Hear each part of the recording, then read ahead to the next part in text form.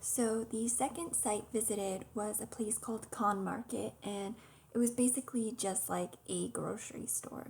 So right when I arrived, Kahn Market was very, very small, where in the US you're used to huge grocery stores, everything packed to the ceiling, produce everywhere, but this place was very small, very neat, and very dense because there was a lot of stuff to fit in such a small place. The people working there, everyone was very nice, and they're continuously asking if I needed help or if I was looking for something specific. And overall, they were very genuine people and seemed as though they were really willing to help me if I needed. So I'm going to go through the different pictures on this page. So I'm going to start at the top right. So in that top picture, you see a bunch of different fruits and vegetables.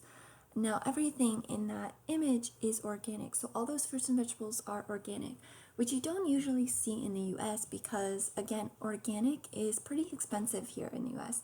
So people aren't usually willing to buy it. So I thought that was very interesting to see only organic produce because, again, no one really wants to spend that kind of money. Now, underneath is a picture of meat. So I went to this market because it was a halal meat market. And again, in traditional Morocco, they eat halal meat only, which is basically blessing the meat before you kill it and killing the meat a certain way and cleaning the meat a certain way. And it's all halal, again, just a part of their religion and out of respect for their God. So that meat in the bottom right corner is goat. So there's different types of goat liver and kidney and just several different parts, and the list can go on.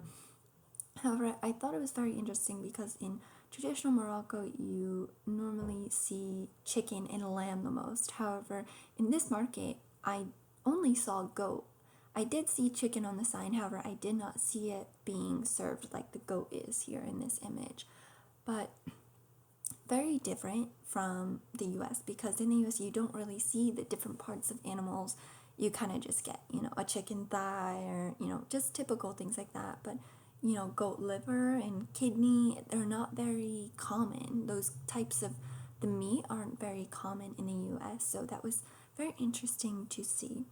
Now, to the left of that photo is an entire aisle of different types of spices. So that entire aisle has different spices like saffron, cumin, and at the very end you can't really see, but there were giant cinnamon sticks. And I know that the three most common spices used in traditional Morocco are saffron, cumin, and cinnamon. So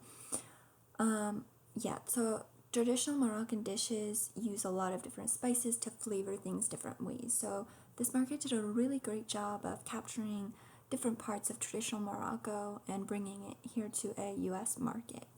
Now, to the left of that photo, this is only a small section of this aisle, but this aisle was filled with different types of teas. Now, this wasn't mentioned before, but mint tea in traditional Morocco is served with every single meal and is considered to be better than water. It is more refreshing and hydrating. So they have different types of teas like green tea, black tea, some teas that I couldn't pronounce because the names weren't in English.